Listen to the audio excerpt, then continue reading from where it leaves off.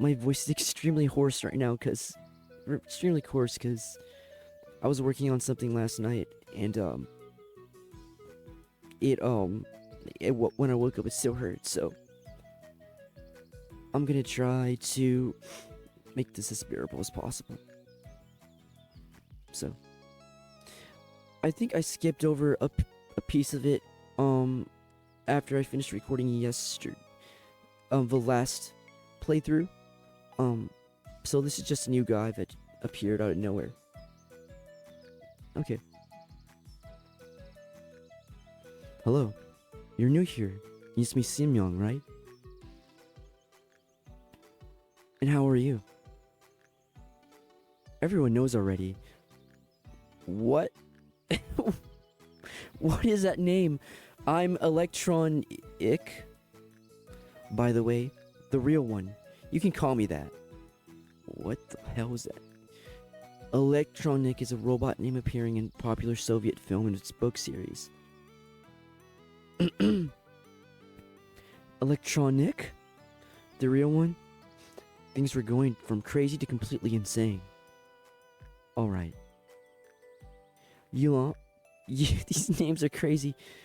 Yulana also calls me cheesy. Cheesy? On toast with mushrooms?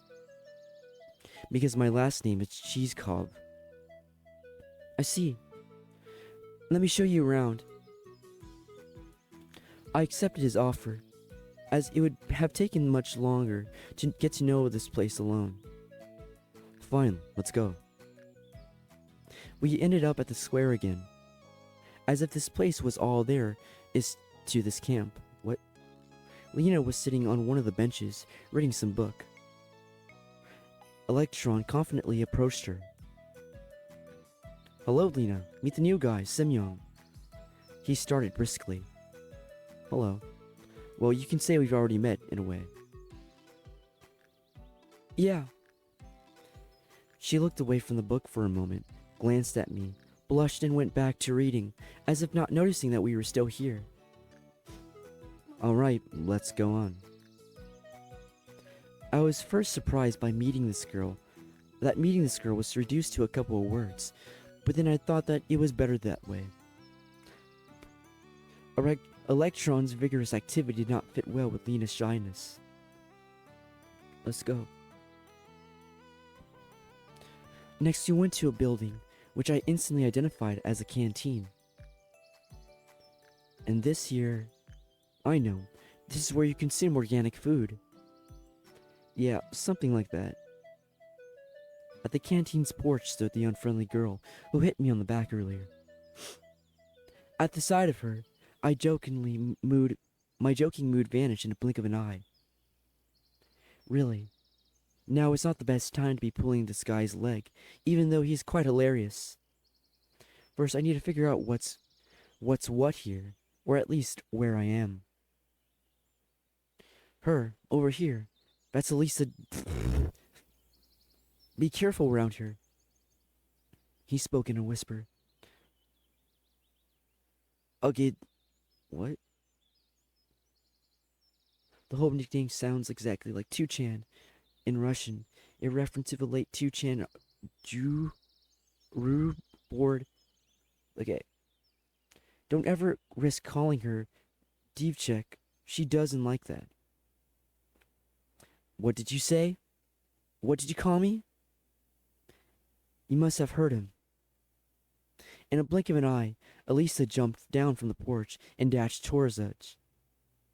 Alright, you'll manage from here onwards. Electron took his heels. I'm gonna do nothing. Elisa, running past, stopped for a moment and growled. I'll deal with you later. Deal with me? What did I do wrong? I added a forced, guilty smile to my words. But what am I guilty of? She made no reply and carried on chasing Electronic.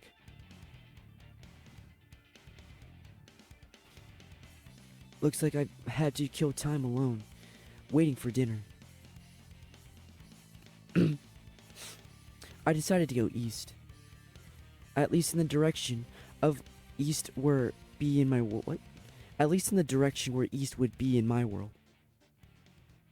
Soon after, I found myself near the football pitch. A game was in full swing yet there. I guess watching it for a bit wouldn't do any harm. In my childhood and teenage years, I was not a bad player myself. I even thought of going professional, but a few injuries in a row killed my desire to risk my health for the sake of uncertain chance in a game. Kids of different ages were running around the pitch. I could see a boy of about 10 and a girl about 14 years old. A girl. Hey, that's Alana. Oh, right.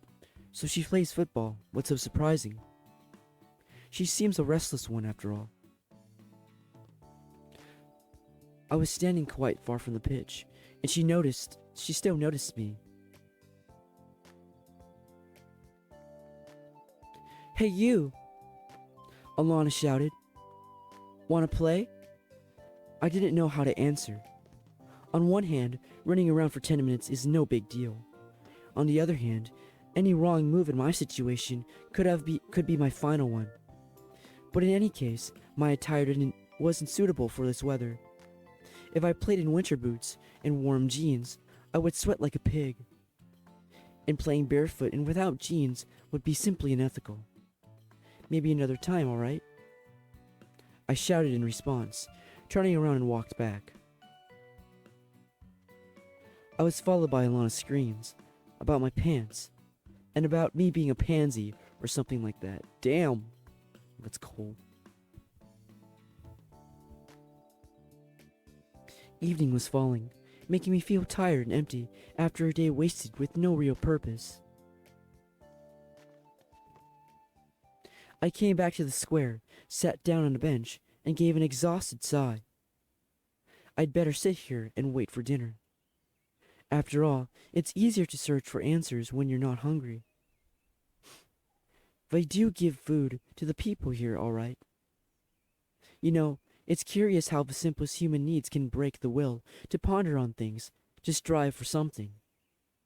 For example, I feel hungry now, so I care much less about where I am and what is happening to me. Could great people also be affected by this? And in that case, how did Spartacus start the slave uprising in ancient times? I can only conclude that I am not a great person, and it does not really matter what mechanism I serve as a gear in society, the Matrix, or whatever weird pioneer camp. My thoughts were interrupted by the sound of bells chiming from a loudspeaker on a light pole. It must be dinner time. I headed towards the canteen. It was a good time, for now I knew where I was. Olga Dmitri was there, standing on the porch. That was my instinct. I don't know how to read that. I stopped and looked closely at her, as if I was expecting something. She looked back at me for a while, but at last came close. Semyon, what are you waiting here? Come in already. Guess nothing bad can happen if I go with her. My stomach backed me up here. But two of us went inside. The canteen looked like a canteen. I had a chance to visit a factory canteen at some point in my life. This one was exactly the same, just maybe a bit cleaner and more modern. Metal chairs and tables, glazed tiles on the walls and on the floor, unsophisticated tableware on an occasional tape crack. Whoop. Guess that's what a canteen in a pioneer camp supposed to look like. Semyon, wait a minute. We'll find you a place to sit. She looked around the place. Divashkaya. I tried. Hold right there. Olga shouted at Elisa, who was passing by. What? What's up with your clothes? Anything wrong with them? Indeed, her attire looked somewhat provocative. Get your uniform nice and neat right now. All right, all right. Elisa got her shirt right and passed by, shooting an unpleasant glare at me. So, where can we find you a place to sit? There weren't a lot of free seats. Go over there, next to Lena. Maybe I. Yeah, that's fine. The food's already on the table, too. I had no other choice but to accept. Of course, there was a probability that the cutlets were poisoned by curatted, a mashed potatoes generously seasoned with arsenic, and the glass filled with excellent antifreeze instead of compote. But it all looked so tasty that I had no chance to resist. Hey, what do you want? I replied utterly to Yulia, who was sitting next to me. Why didn't you play football with us? Because of my clothes, I said, pointing at the source of the problem. Oh, all right then. Eat. However, there wasn't much left to eat. My cutlet was missing from the plate. Only she could have done it. No, more precisely, none with Ulia could have done it. Give me back my cutlet. In a big family, you snooze, you lose. It can cost you a cutlet if you're careless. Give it back, I tell you.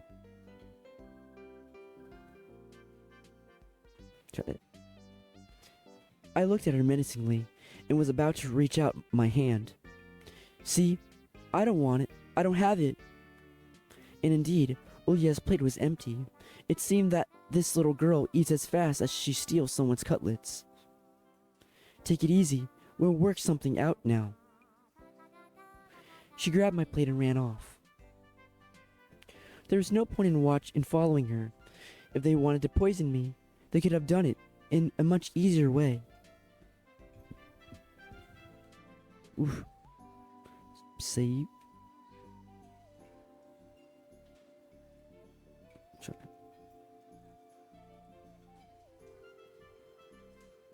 About a minute later, Ulya returned and handed me the plate of a steaming hot cutlet on it. Here's one for the starving. Thanks. It was all I could say. I was so hungry that my suspicions hungry? Did I say hungry by accident? I was so hungry that my suspicions were gone in a flash. I picked up the cutlet with my fork in. What the? Some bug? No, not a bug. An insect. It got legs and it's wriggling. The plate fell to the floor and broke into pieces. My chair hit me hard on the leg while falling. I've disliked insects since I was a kid, and when these creepy crawlies appeared on my plate, that's just way too much. You little. Ulya seemed ready for such a twist and was already at the door, laughing as if she had heard a fresh standing comedy joke. I dashed after her. We ran out of the canteen. We were just a few dozen meters apart, and I felt I would catch this little girl easily. We ran through the square, past the clubhouse, and ran into the forest path. I started to gasp for breath. I should have quit smoking, I guess. Ulya passed out of sight on the next turn. It could be true that she managed to get away from me. It simply can't. I stopped and tried to catch my breath again. Night was falling. Looks like I'm lost. It's a bad idea to stay in the woods at night. Better get back to camp. However, I had absolutely no clue which way to go. Well, gotta choose at random.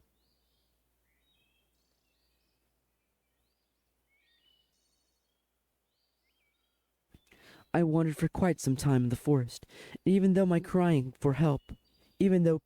even thought of crying for help, but I finally sought the camp's fence beyond the trees. Jeez. Everything fell back into place. The bus was gone. I mumbled quietly. On one hand, there was nothing strange about it. The bus just couldn't stay there forever. On the other hand, it meant there was someone driving, because buses do not drive themselves. Or do they? This world seemed too normal, but every event here had at least two explanations for it. An ordinary, real, everyday explanation, and a surreal one. Certainly, my driver could have been off for a snack, and I left too soon, and that's why. In any case, this is not the place for me. Whenever this bus drives itself, or not, was probably a important question, but it was much more important to know how I got there at all. The fields and the woods, stretching towards the horizon, had no answers. There was nothing familiar about them. A strange, odd, and alien world. However, at the same time, it was absolutely not frightening. Either my self-preservation instinct decided to resign from its job, or all of us running around the camp and the local pioneers had lulled me so much with their carefree normality that I was simply forgetting what had happened to me just a couple of hours ago. Although I probably just had no strength left to worry.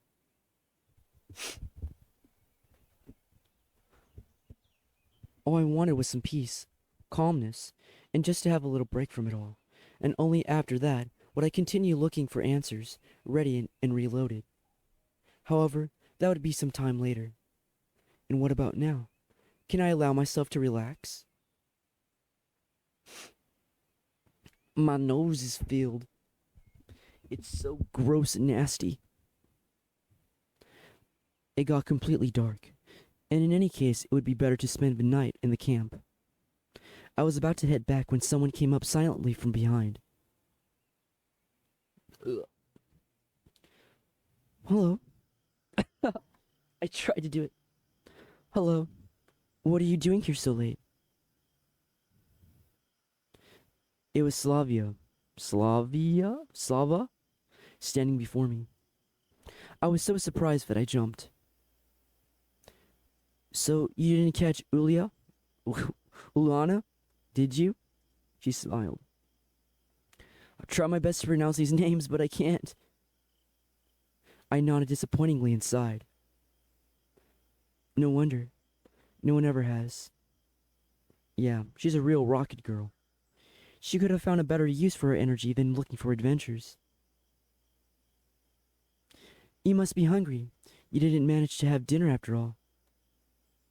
Indeed, I'd completely forgotten about my hunger, and after these words of hers, my stomach drew attention to itself by giving a traitorous rumble. Slava smiled. Let's go then. What, is the canteen still open? It's all right, I have the keys. The keys? Yes, I have keys to all the facilities to this camp. How come? Well, I'm something like the camp leader's aside aide here. Ugh. I see. Well, let's go. It was an offer you can't refuse. When we reached the square, Slava stopped in her tracks. Excuse me. I should warn my roommate that I'll be late. She's so punctual herself, just she'll be worried otherwise. You go to the canteen. I'll come in a minute, right? All right. I really did not expect to find someone aside from myself there at such a late hour. And that somebody was apparently trying hopelessly to open the door. Without any secret thoughts, I walked up into the porch. The lockpicker itself turned out to be Elisa. I should have probably kept off and waited. She looked at me intently for a while and said, Don't just stand there. Give me a hand or something. Meaning? Help me open the door. Why? 'Cause I want some buns and kefir. Kefir. Dinner wasn't big enough. Is that really a good idea? Aren't you hungry yourself, huh? Uliana didn't let you have a normal dinner, did she? She smiled sarcastically. It's true, she didn't. It's fine.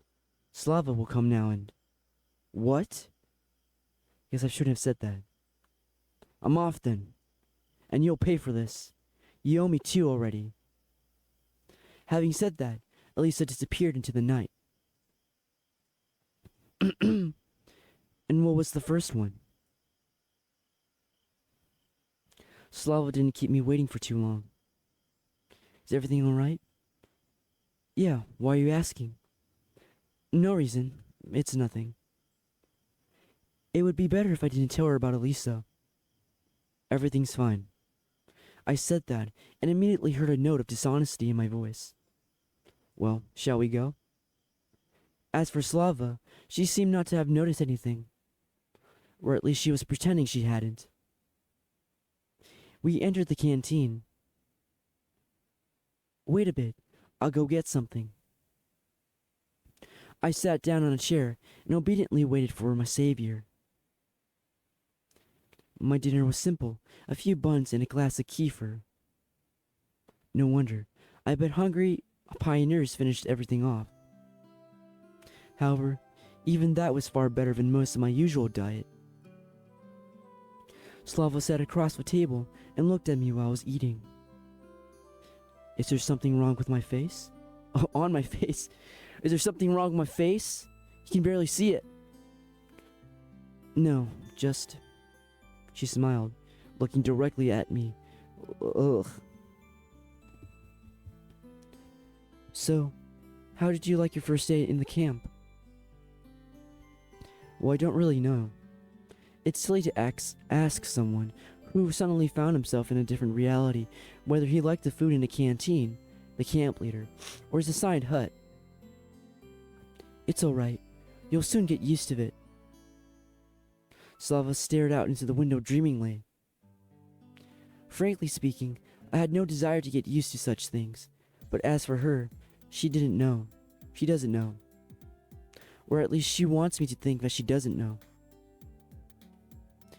Well, all in all, it's nice here. I had to somehow break the awkward silence. Do you think so? She asked me without any interest. Yeah, this place is so... I wanted to say retro, but I managed to hold that back. After all, it was retro for me, and what about them? It might be the only kind of life they knew.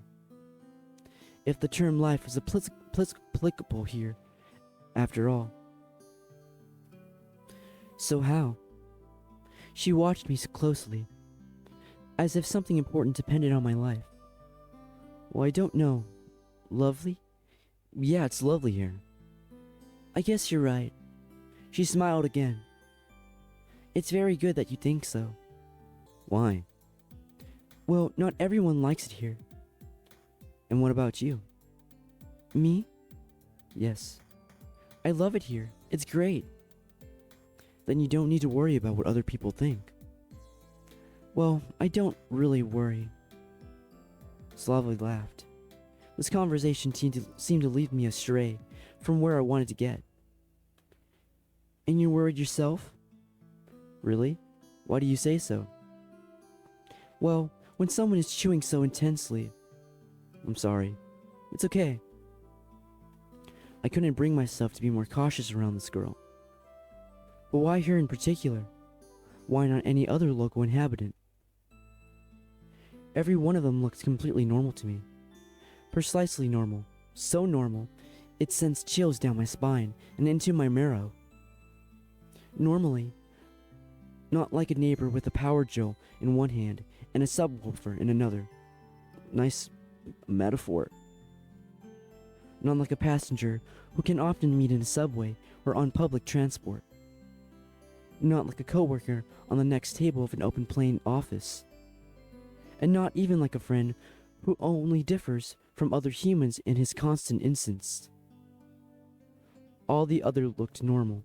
All of them looked normal, as I would expect from them to be, with their only downsides, but other than superpowers. And Slava was also cute. I glanced at her stealthily, not knowing what to say.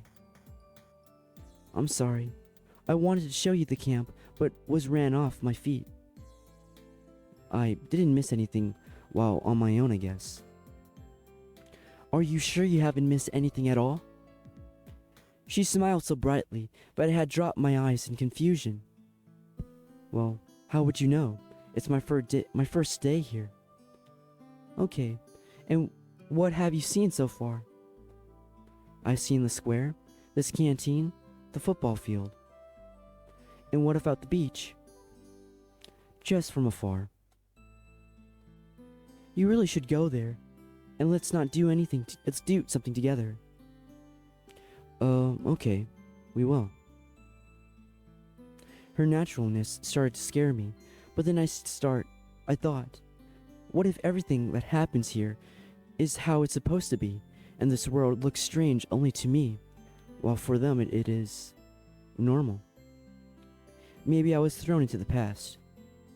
Yes, that would explain a lot. Could I ask a stupid question? No.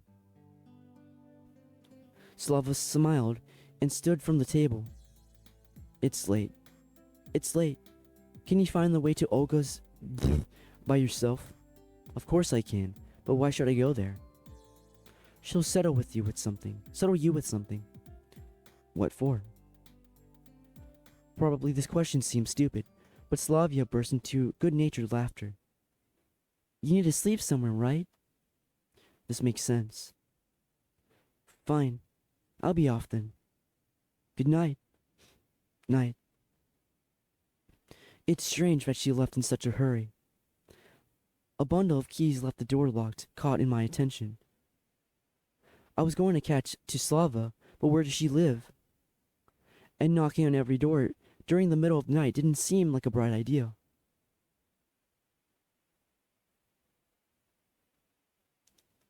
I'd better take them.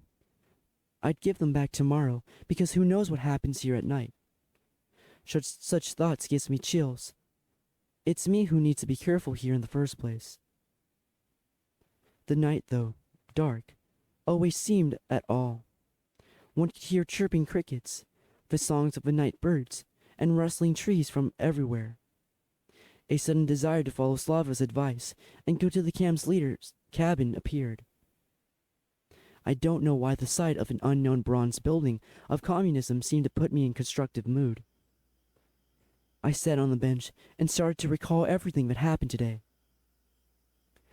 That was all my constructive mood could offer. Here was much brighter than near the canteen, and tardy pioneers were running by, so this place didn't seem scary at all. Bus, summer camp, girls. I was so tired from everything new and strange that I could not come up with a single explanation for what was going on. I heard a barely noticeable rustle nearby. I shivered and looked at that direction. A girl, reading a book. Lena. I decided to move closer and talk. She was the only new girl that I have met here without exchanging even a few words. Hi, what are you reading? Lena was so surprised that she even jumped. Sorry, I didn't mean to scare you. Never mind. She blushed and stared at the book again. What are you reading? On the cover was written, Gone with the Wind. Praise the book. A good book. Thanks. Honestly speaking, I haven't read it, but I think that such literature suits her very well. How could you know that? Lena didn't seem to be interested in continuing the conversation. Well, if I'm bothering you. No, she answered while still looking at the book. Can I sit beside you for a while? Why? And really, why? Maybe just because I was very tired and having company is better than being alone. And maybe I wanted to try something out from her. I carefully examined Lena. But no, I doubt that.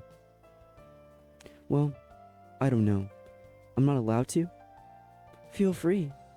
But if I'm bothering you, no, you're not. I can leave, just say. Everything's all right.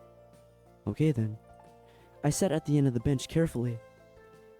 After such an intense talk, staying here was the last time I wanted. But it wouldn't be nice to just stand up and leave. That didn't really go well, huh?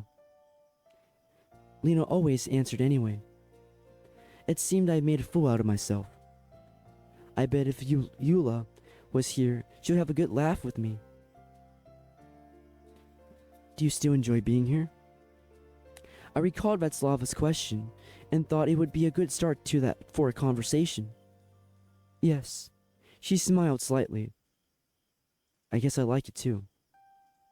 Lena definitely wasn't very sociable, and probably can't carry on a meaningless conversation as easy as Slava.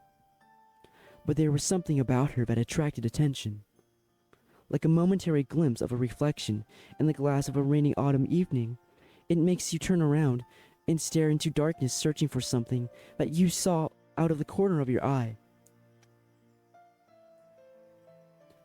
Of course, you weren't able to distinguish or understand what it was, but it still felt so tempting. Lena was still reading the book without paying any attention to my presence, and I had no intention of asking her anything about this camp or this world in general. Beautiful night. Yes.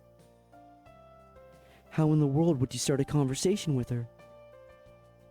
It's late. I have to go. Yes, it's quite late. Good night. Night. There was something strange about this girl. At first glance, she was typically shy and a modest pioneer girl. But the mystery of Lena took its own place in the massive list of mysteries about this camp, which I started to put together in my head.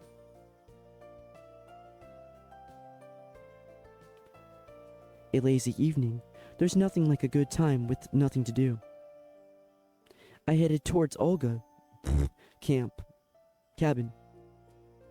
The light in the house was on. Hello, Semyon.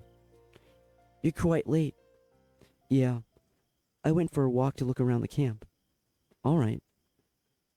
You will be sleeping here.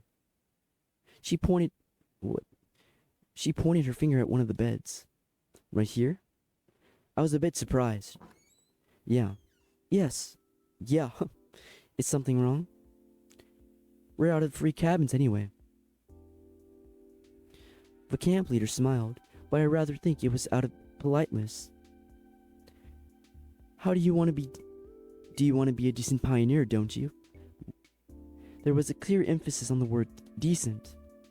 Yep, sure. I was lost in thought for a moment. Oh crap. I don't know, that happened. Don't you mind... What? Don't you mind it, mademoiselle? She looked at me oddly, with surprise and some offense in her eyes. A pioneer should respect her elders, Olga said strictly. Of course he should.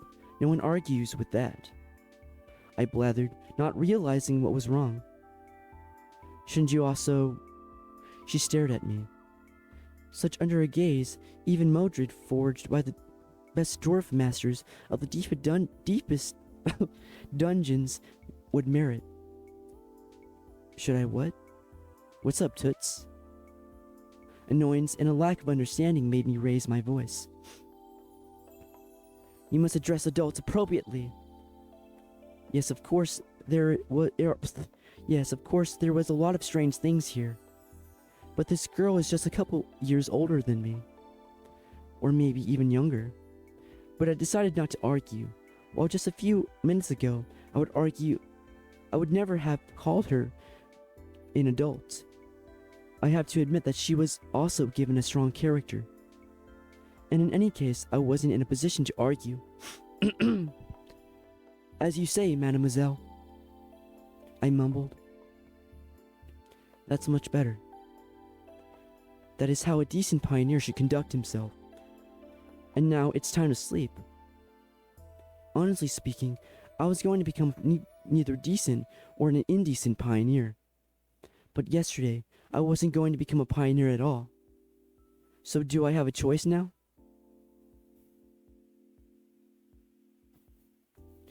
If you don't want to, we'll have to make you. That's the motto Oko was probably going to say.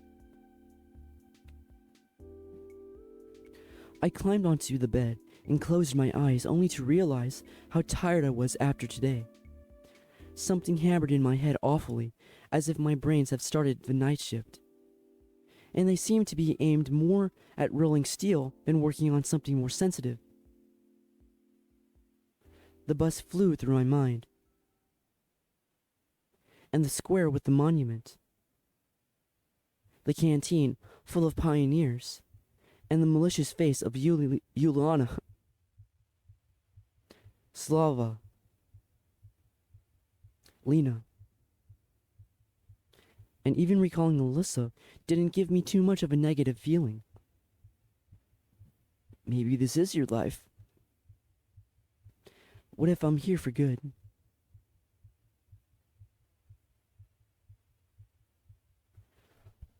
Day 2. Maybe this is a dream. Boy, I was having a dream. Whoa. Oh, I recalled it. It seemed like I was in some kind of vacuum, with nothing around me. But not only around, I was the only creature in the universe. And if the universe had returned to the state of singularity right before the Big Bang, and something was just about to happen, suddenly, I had heard a voice. I could not make out the words, but it sounded familiar.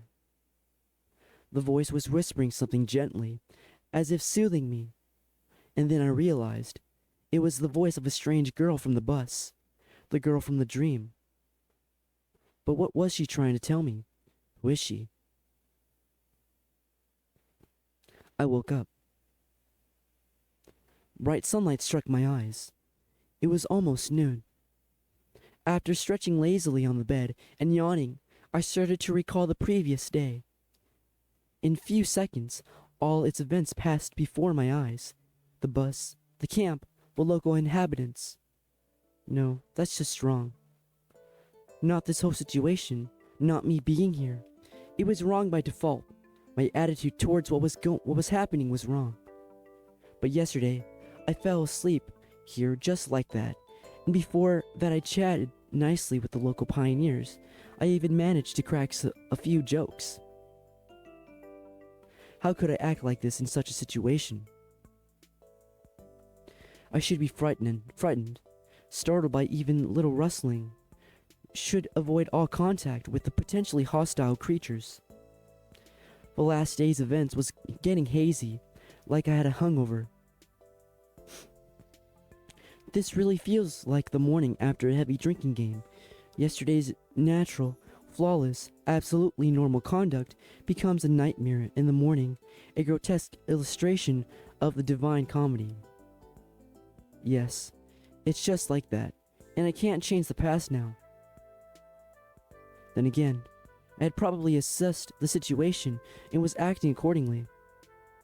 I glanced around, trying to figure out whether I had been thrown somewhere else, but Olga's camp looked the same as yesterday. Everything seemed to be in place, except for a pioneer uniform, which was hanging in the bed's head.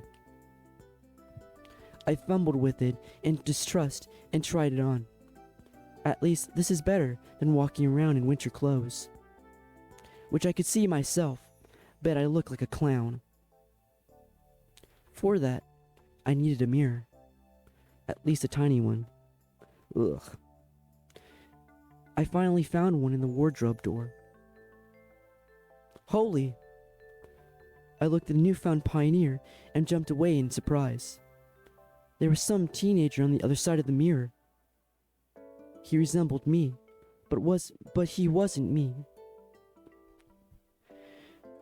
Where did the weak stumble go? Where did the bags under my eyes, the slouch, that deadly fatigue on my face? It seemed that I had not been thrown back in time or into a parallel universe, but instead had simply changed bodies with someone. Right, that's real simple. Such things happen real every day. I took a closer look at the stranger and only realized that it was actually me. I traveled back in time. It just wasn't today's me. Maybe from between my school and university years. Well, at least that's something. There you go. The person in an extreme situation did fail to notice the elephant in the room after all. But the camp leader noticed it, and last night she told me off for addressing her with improper respect. Oh, screw that. I doubt my appearance affects anything else. If the clock was not lying, breakfast was long over. Oh well. I would try to find something in the canteen. It worked out yesterday with Slava, didn't it? Those memories made me smile involuntarily. The summer was shining brightly outside. A light breeze was blowing. A beautiful summer day. I had not felt so good in the morning for several years. All problems were gone, vanished into clouds that were white with snow. Olga came out of nowhere. Good morning, Simeon. Good morning. I smiled, doing my best to show that, no matter what, my morning was indeed good. You only arrived yesterday, so I decided not to wake you up, but breakfast... Never mind. Here, take this. She handed me something wrapped in paper. Judging by the oil stains, there had to be sandwiches inside. Oh, thank you. Now go wash yourself. I was about to leave. Wait a second. Olga quickly ran into the room and came to shove a small bag into my hands. Indeed, I found a toothbrush, soap, a small towel, and something else. I did not look so closely. A pioneer should always be clean and tidy. Let me do your neckerchief properly the first time. Yours is askew. You should do it yourself once you learn how to. Do we have to? Am I going to wash myself now? Yeah, right. It could get hooked onto the strap. What? What? It could get hooked on the tap and strangle me. Fine, later then. And don't forget about the lineup. Pencils, paper, drawing lines. You don't forget such things. What lineup? What do you mean, what lineup? She frowned. It's Monday today. Weird. By my approximation, it should have been Sunday. Then again, a shift in the day of the week is hardly a worse thing. Usually we have lineups early in the morning before breakfast, but it's Monday today, so we are having it at 12 o'clock. Don't be late. All right, but where? At the square. Where else? There is no reason to argue. I headed to the bathing place. I knew I could forget about separating showers and the toilet, but at the sight of a malfunctioning symptom of decaying socialization, a funny turtle in a tin shell, paw taps, and a ceramic belly, I felt sick. I was not a squeamish person, but nevertheless, standing there I realized that there was still some minimal level of habitual comfort which I found it troublesome to do without.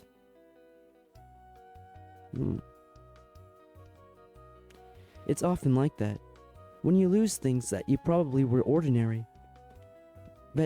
were probably ordinary and common, you suddenly understand just how essential they were.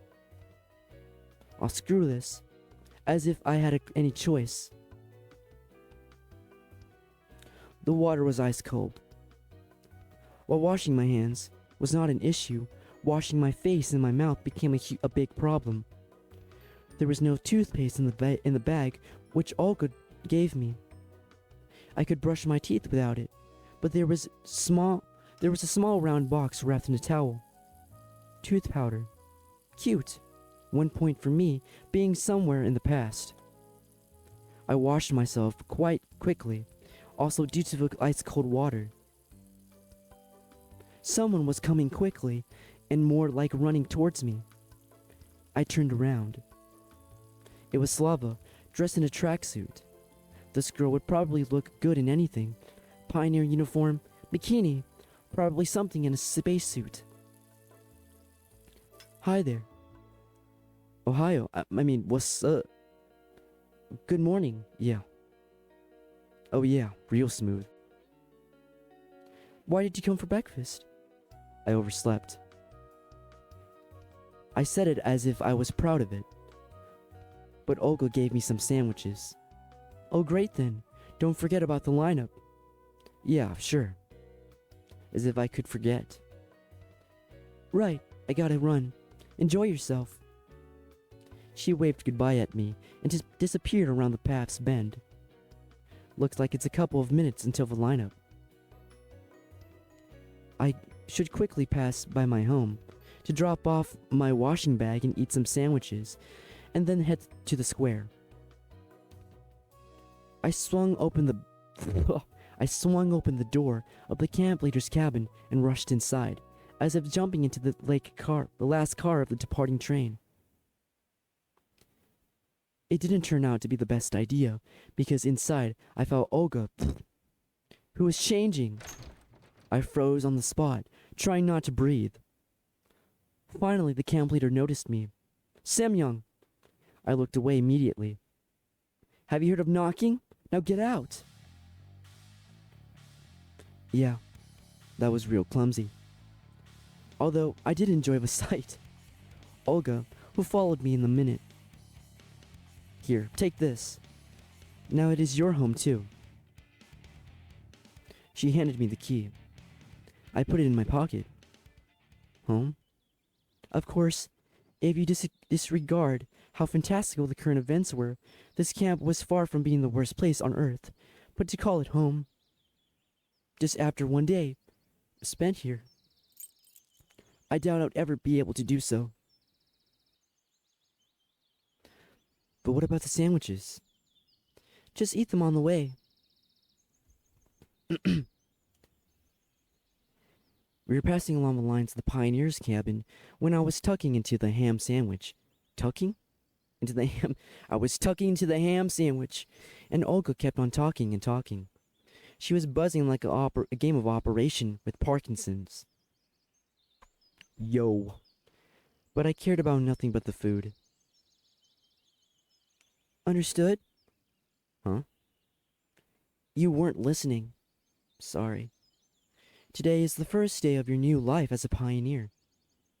And you should do your best so that it becomes a happy life. Yeah, definitely. I'm serious. A pioneer has many duties. Great responsibilities is conferring upon him to participate in social work, to help his juniors, to study, and study again.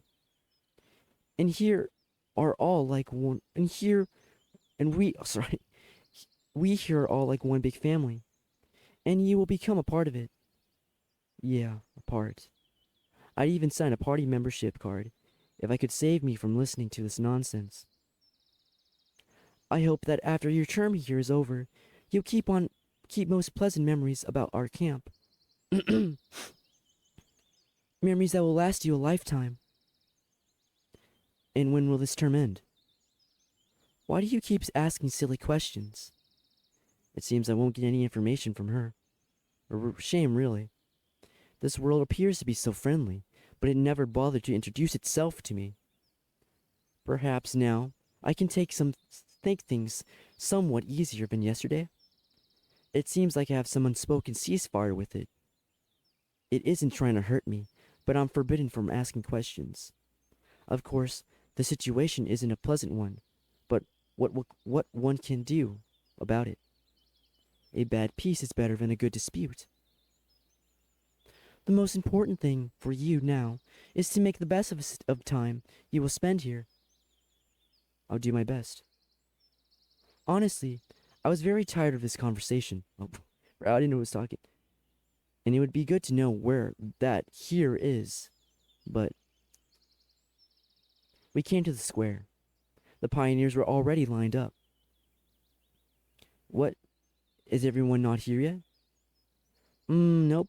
All here. She looked around with her brave pioneer troop. All right, go stand somewhere. Weird. But why did she tell me that there was no more sleeping places? Ugh. While the chief was running her mouth about our plans for the week, I stared at the people. A few heads away from me stood Electronic. A little further, Lena and Slava. And at the end of the line, Yulia and Alyssa. Everyone I had met was here.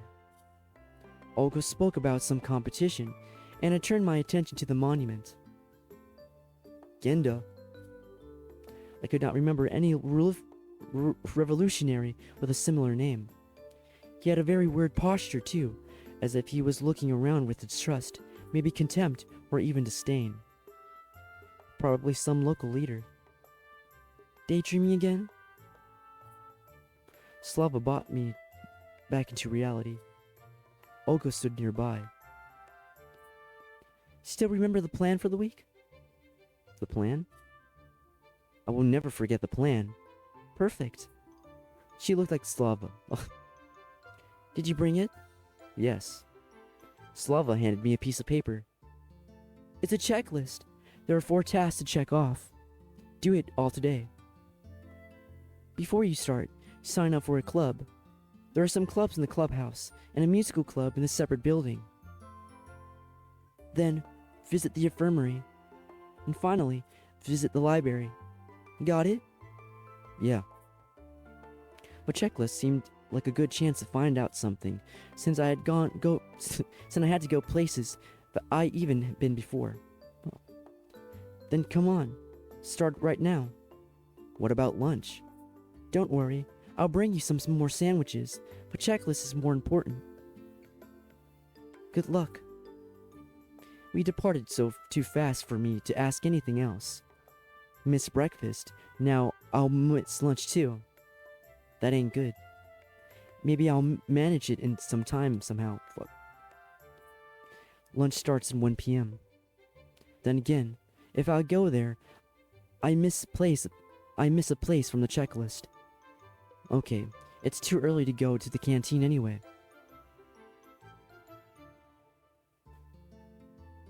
It's a map.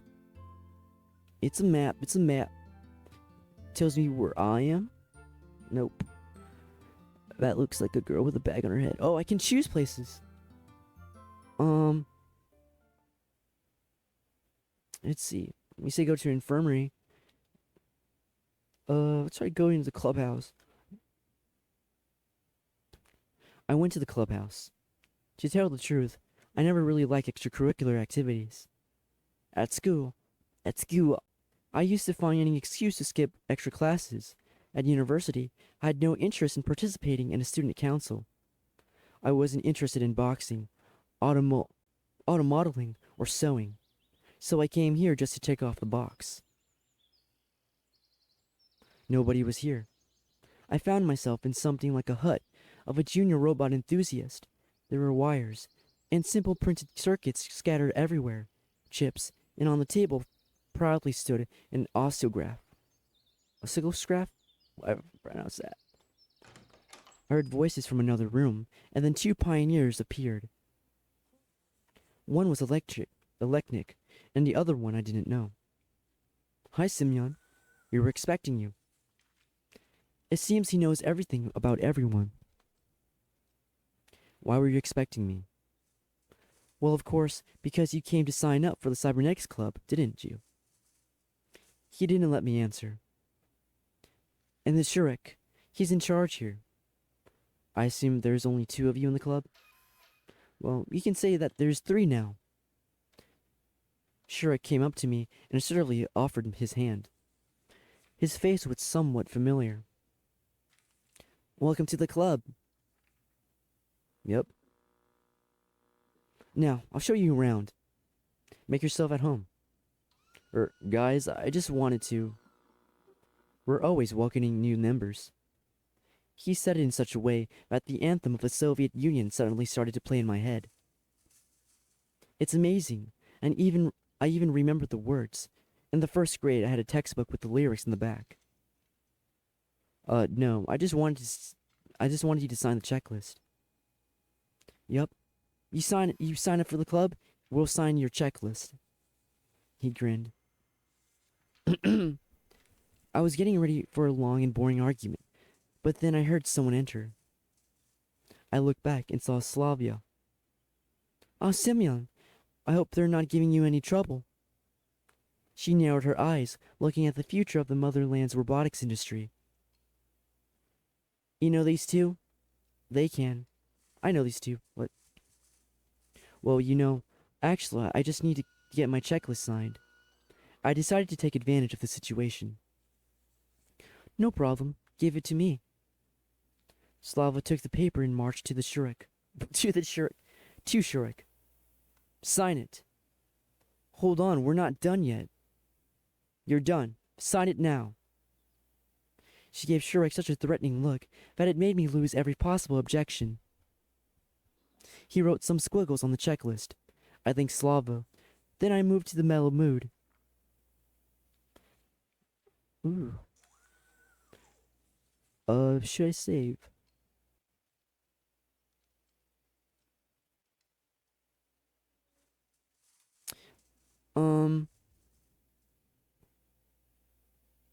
Let's see. Go to a library. Actually, I love reading, but spending my days in the library under the current circumstance was well beyond my scope. So I'd better hurry up with this checkpoint. As I stepped inside, a memory from my childhood emerged in my head. It was very vivid. I'm 7 or 8 years old. I'm at the library with my mother. While she's looking through the books I might need for my studies, I'm sitting in the corner and looking through the collection of cosmic books. Back then, I didn't know why there were so many, or why couldn't I take some with me. The notion of collective property was something my mind hadn't grasped yet at that age. However, back then, whole concept of property was pretty hazy to me. This memory seemed stranger now. While I was standing in this particular camp, where they may have managed to build communism in 3 years. Soviet symbolism was all over the place, and the shelves were full of related literature. Of course, I wasn't planning to read any of these. Getting acquainted with the full collection of books by Marx was the last thing on earth I would think of. Where's the librarian? I didn't spend too much time looking for her. I looked closely. Short hair, thick glasses, rather cute face. She was snoring so peacefully, I couldn't just wake her up. I can wait. If she doesn't wake up in half an hour, maybe then. I couldn't just sit there, so I took a random book from the nearest bookshelf. Arthur Schopenhauer? I tried. The world as will in representation. I opened it roughly in the middle and started reading. The life of man, with its endless upkeep, wants, and suffering, is to be regarded as the explanation and paraphrase of the prerogative way, i.e., the absolute claim of the will to live. And furthermore, it is also the reason for man, who owns nature, his death, and thinks with anxiety of his death. Is this not the evidence of our existence involves guilt? At any rate, we always exist, from time to time, paying the death of our birth. We always exist, and intermediately bear all the joy and sorrow of life. Since neither of both can pass us without some effect. This is a result of our stating will to live. Whoa. Thus the fear of death, which is quite spite from our miseries of life, holds us firmly to it. It really is really elusive, but just as elusive as the impulse which has attracted us into it. This attraction itself may be seen objectively as the mutual longing glances of two lovers. They are the purest expression of will to live and its affirmation. How gentle and tender it is! It wants happiness and quiet pleasure, and miles joy from itself, from others, for all. Someone knocked on the door. That's it for me. I'm really winded, so yeah, thank you.